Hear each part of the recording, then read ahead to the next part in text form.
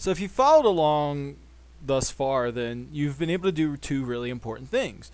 You've been able to look at data structures and hopefully understand the patterns a little bit and maybe do a little bit of manipulation in Notepad or inside of Text Wrangler in order to get the data to be the way that you want it. And also we've been able to manipulate things like geometry and color and positioning and all that stuff inside of NodeBox. So it's interesting because when we think about bringing data together and using that to create these really complex visualizations, it seems like such a daunting task. But you've actually, you now know the two main components that are going to be coming together to make this happen. So you'll be really surprised at how far along you are in being able to create your own data visualization. So you're a little bit further along than you probably think you are. So let's start out with data first. This is another example of JSON that I got from Apogee. I hope I'm pronouncing it properly, but what this is what we call an API console. So maybe we'll take a little bit of time in class to review this and look at this a little bit. But what this is you could pull down a lot of different API services and actually stick your user account information in and be able to read the data and use this more as kind of a test base to find tags and to find different things about querying APIs that it may take a long time to do with code. So it's very helpful for that. In this case, I'm doing Instagram, right? So I'm querying Instagram and I'm pulling data out, and I'm actually creating what's here is a this is actually the URL that's used to grab a particular tag.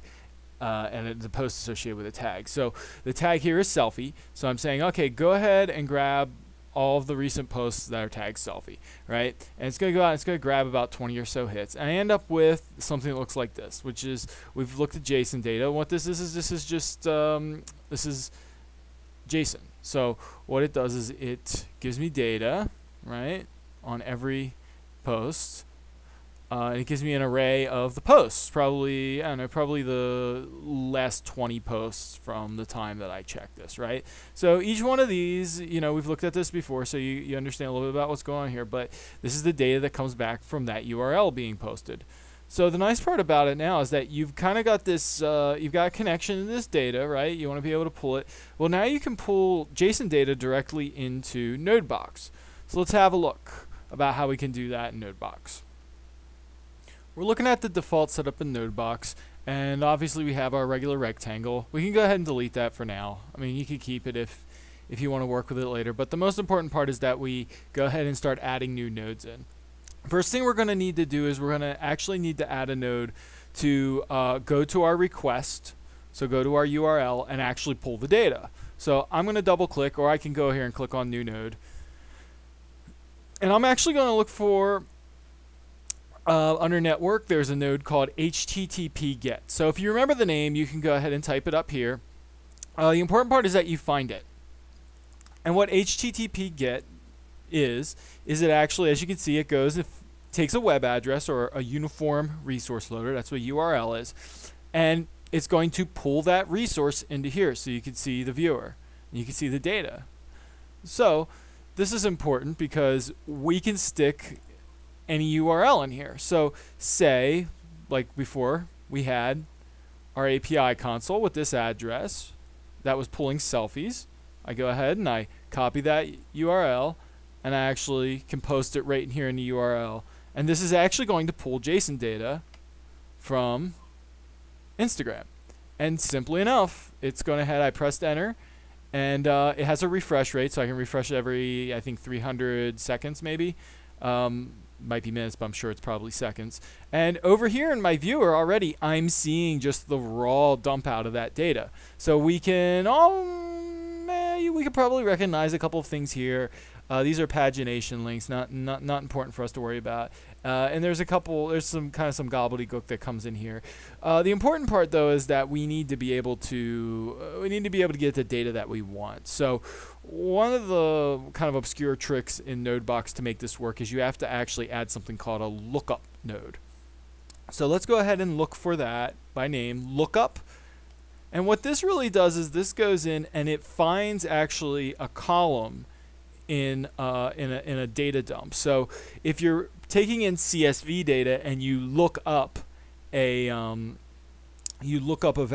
column, then it's actually going to dump out a list of values based around that column. So in this case, this is a little tricky because I'm going to connect this one to this one, and then I'm going to find this key here.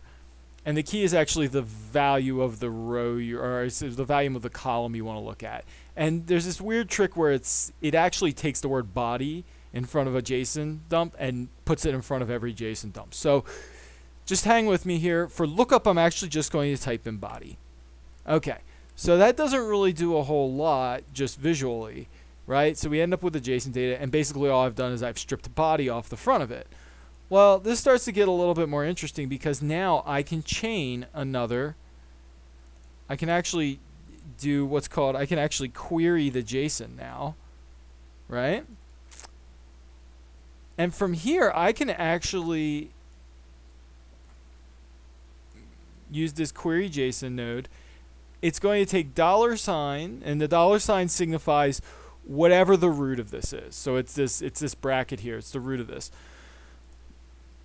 Inside of here, you'll see I have something called data. And data is actually the array or the list of Instagram posts. So if I was to go in here and I would say $.data, what this allows me to do, and I press enter, it allows me to traverse every one of these Instagram posts. So when I type in $.data, it goes into this data object and it unpacks it into a list of Instagram posts. And you'll see that they all have a very interesting and familiar structure. So each one of these has tags, it has a link, and of course if I were to go in here and say data dot, I think I can type likes in there. Oh, no I don't. Let's go ahead and try this again. Sometimes you actually have to go back to the data structure itself and kind of see how it's built. So inside of data, we've got tags, comments, you've got something called data. Okay, and you do actually have something called likes. And I think it's going to be likes.count, but let's kind of see. We're doing this on the fly here. All right, likes.count. I don't know if that's going to work for me. What we may have to do is we'll do data, right, for that dump. Let's try chaining another lookup node here. Because now that we've got this list here, I think we can probably pull that value out by just, now we've kind of got a table of sorts. I think by chaining another lookup node to it, we can actually enter that column in. Let's see, likes. Oh, there we go. That helps, right? So now we're able to pull likes out of there. And what else do we want? Well, will allow us to do likes.count.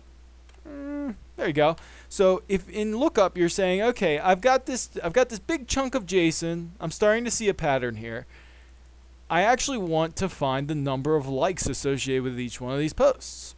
So interestingly enough, I can type in for this. I can type in and say, okay, I want to pull the column for likes. And then I want to actually pull out the column for the number of likes, the count of the likes, right? Because you can have likes, you can say, okay, who liked it? But also you can just take the raw count. So that's why it's important to kind of specify exactly what you want, because these APIs are they could be very particular in the data that they include. They can include lots of different data, so you have to be able to kind of find that pattern and sort through it. So without a whole lot of effort, I started out again with this HTTP GET, and I've gotten this URL. It's done a raw data dump straight from here, right? This is the raw data dump from the URL. And then I can go ahead and I can go to lookup and I can say, okay, extract out just the good stuff we need by typing in body.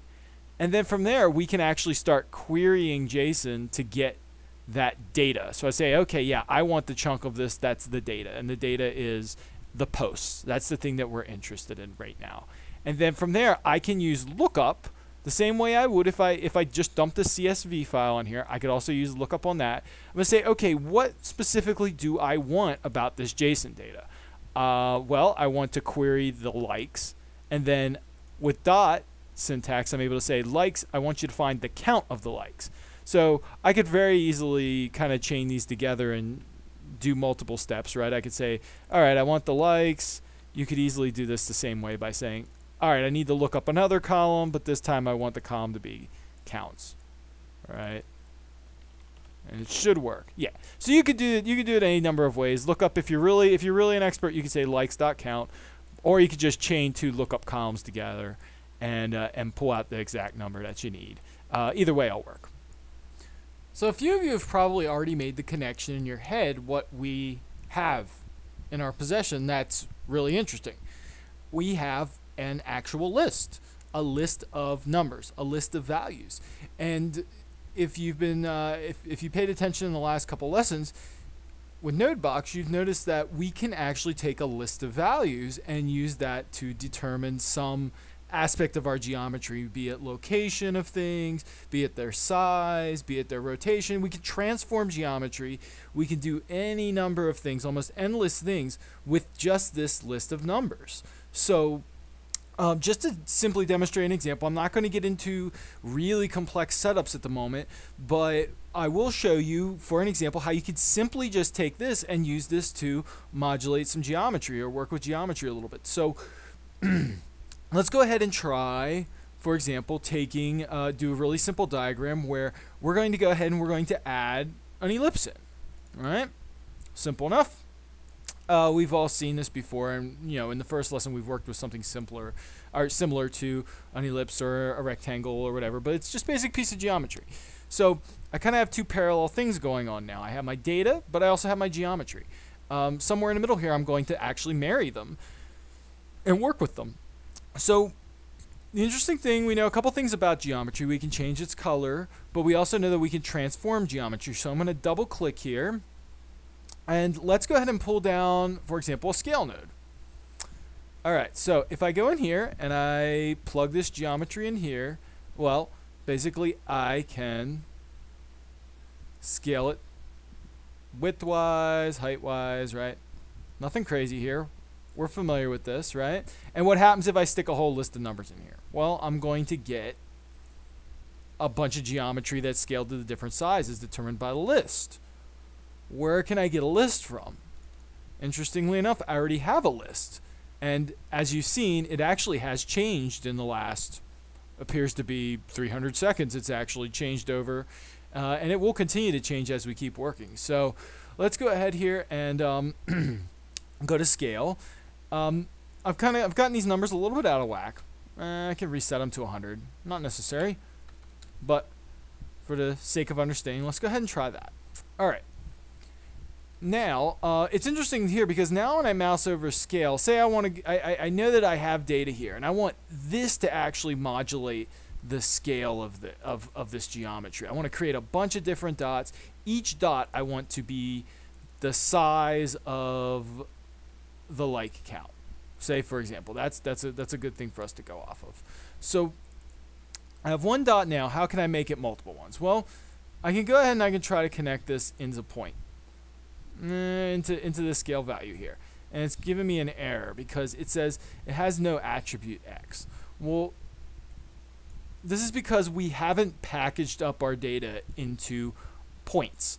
So there are different kinds of data that this is a good time to talk about separate single pieces of data. There's many different kinds of data. There's integers, there's floating values, but when it comes to working with NodeBox, a very important type of value is called a point.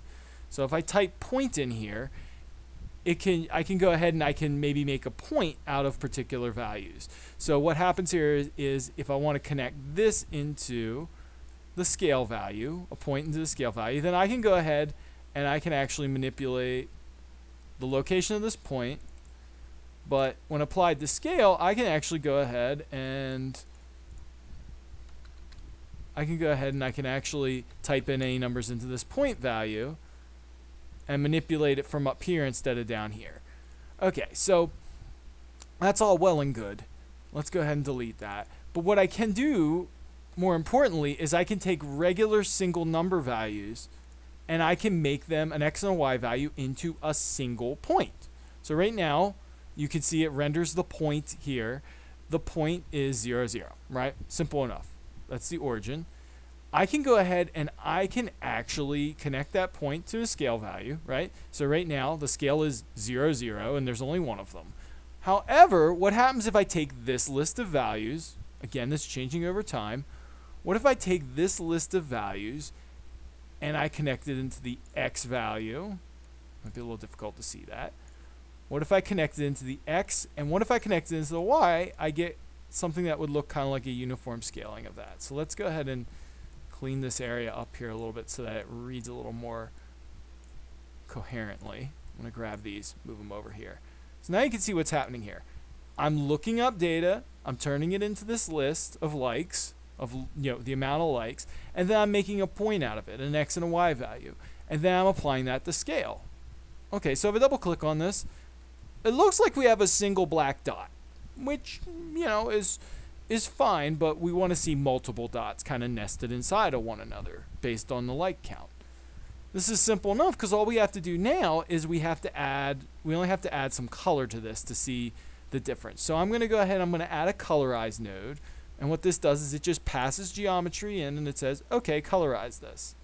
I can make it all one single color, but what I'm mostly interested in is I'm interested in making a whole array of colors, a rainbow of colors, if you will. So I'm going to go ahead and, in case you missed that, I pulled down the HSB color node. I like working with hue saturation and brightness because it just gives a really good control over being able to make analogous color schemes, primary color schemes, all that kind of stuff. If you don't quite understand all that, don't worry.